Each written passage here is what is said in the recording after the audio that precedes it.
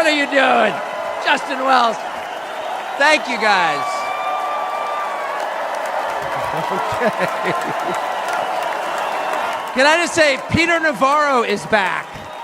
Welcome to Peter Navarro. Suffering the fate that has happened to so many who are friends with Donald Trump. Thank you for having me. I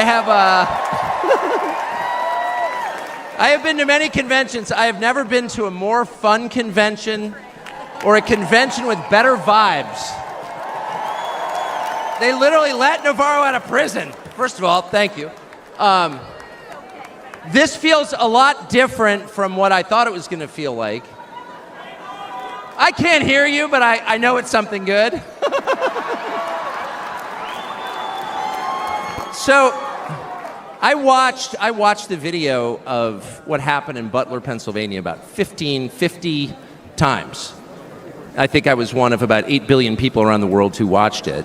And the more I watched it, the more it struck me that everything was different after that moment. Everything. And this convention is different.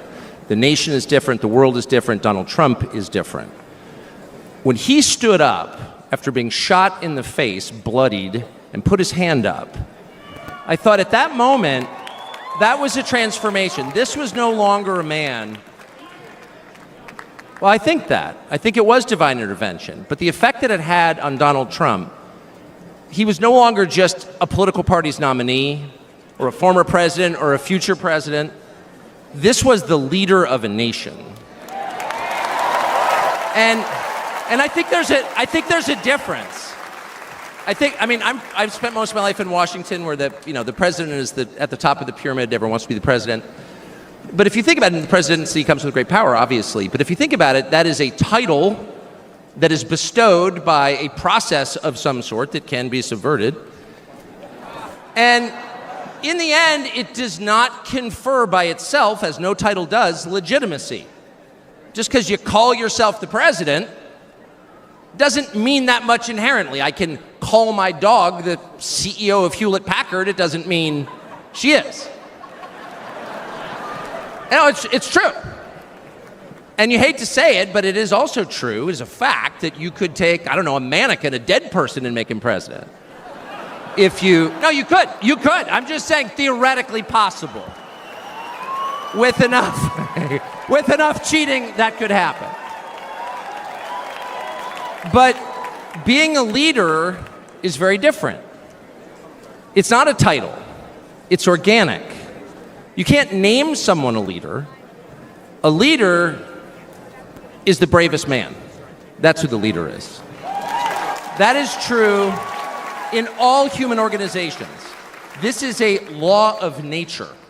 And in that moment, Donald Trump, months before the presidential election, became the leader of this nation. That was the most obvious to me. And I have to say, I think it changed him. He reached out to Trump within hours of it that night.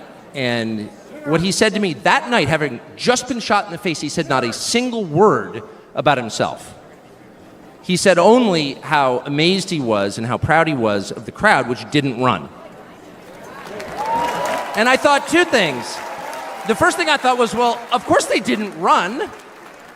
His courage gave them heart. A leader's courage gives courage to his people. And the second thing I thought was, this is the selfish guy I've been hearing about for 9 years? Really? Not a word about himself? About his people, period.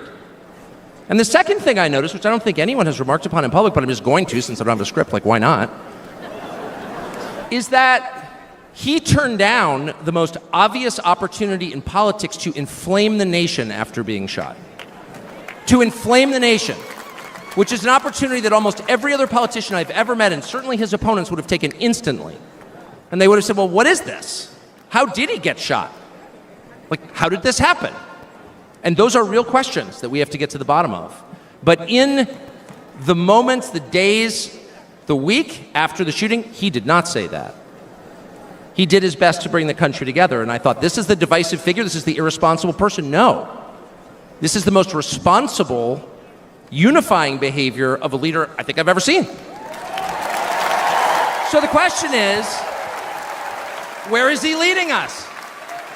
And I could go on for hours, but let me just sum it up. I do think the entire point from the famous escalator ride 9 years ago until today of Donald Trump's public life has been to remind us of one fact, which is a leader's duty is to his people, to his country, and to no other. That's the point. That's the only point. And another word for this is democracy. Democracy, in case you're a little sick of being beaten in the face with democracy on television, actual democracy is the proposition that the citizens of a country own that country. They're not renters, they're not serfs, they're not slaves, they are the owners of the country. And for that to be true, their leaders have to represent them, which is another way of saying they have to do what the people want them to do, or a close approximation thereof. But if they completely ignore what people want, not just 1 year, but generationally, say for 50 years, then it may be, I don't know what, it's not a democracy. And so I think the entire Trump project, paradoxically, he's attacked as an enemy of democracy, is to return democracy to the United States. Hey, let's pay attention to what people actually want. And the lack of interest in that question in Washington is something that ultimately drove me out of the city after 35 years. Lawmakers stepping over the prostrate bodies of their fellow citizens ODing on drugs to go cast votes to send money to some foreign country. Yeah, actually, we've lost more Americans from drugs in the past 4 years than we lost in World War II. Yeah. Our bloodiest war, more than we lost in World War II. Does anybody care? It is pathetic. It is pathetic. And do you hear a single word from Washington about doing anything about it? We know where the drugs are coming from. We know the supply routes. The U.S. military spent billions bombing the Ho Chi Minh Trail. You don't see our commander-in-chief suggesting that we use our military to protect our country or the lives of its citizens. No. That's for Ukraine. And it's too much, actually. It's too insulting. It's too insulting. It's a middle finger in the face of every American. It's a very clear statement, which is unmistakable. And that is, we don't care about you. And Donald Trump, whatever you say about him, and I think he's a wonderful person. I know him well. By the way, the funniest person I've ever met in my life, actually. You can't be funny without perspective. Or without empathy, which is true. But everything else about Trump aside, he actually cares. Because he's interested in the people who live here, because that's his job. A father's job, his duty is to his family. An officer's duty is to his men. A president's duty is to his citizens. And he seems to be the only one who thinks that. And in his choice for vice president, J.D. Vance, he's made that really clear. J.D. Vance, I'll say this about him, is a thoroughly decent man, and I'll just admit it, a friend of mine, one of the very few politicians in Washington who actually is very close to his own wife, which is wonderful to see. And she's wonderful, actually. But J.D. Vance has views that are closer to Trump's voters than anyone else in Washington in office. Therefore, he's the vice president. That's called democracy. So I will stop on just one point, and that is what's happened over the past month since the debate, and particularly on Saturday in Butler. I think a lot of people are wondering, what is this? This doesn't look like politics. Something bigger is going on here. I think even people who don't believe in God are beginning to think, well, maybe there's something to this, actually. And I'm starting to think it's going to be okay, actually. I do think that. In the day after the midterm elections in 2018, Antifa came to my house. The Democratic Party's militia, okay? I was at work. It was obvious when I was at work because it was public.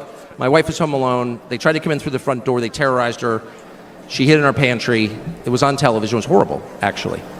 It was, I'm not whining about it. It wasn't getting shot in the face, but it wrecked our day. And the next morning, we're lying in bed, and the phone rings for my wife, and it's Donald Trump, who's not like a regular text buddy of Donald Trump's. She picks it up. Hello? Susie, it's Donald Trump. and it's coming through. I could hear it. You know, I'm lying in bed. Whoa. And the first thing he says is, I'm going to stand guard outside your house. And she goes, oh, that's so nice. And he says, I'll never forget this as long as I live. He says, you know, there's a lot of hate out there. And she said, you know, there is, Mr. President. And then he says, but there's a lot of love. There's a lot of love. And we are seeing that love. I don't think it's human love. And I'll just stop with this. I'm not always convinced that I'm on the right side. I've been on the wrong side many times. You'll never hear me say, I'm on God's side, or God's with me, or even I'm with God. I want to be, not sure I am. But I will say this unequivocally and conclusively. God is among us right now. And I think that's enough. God bless you.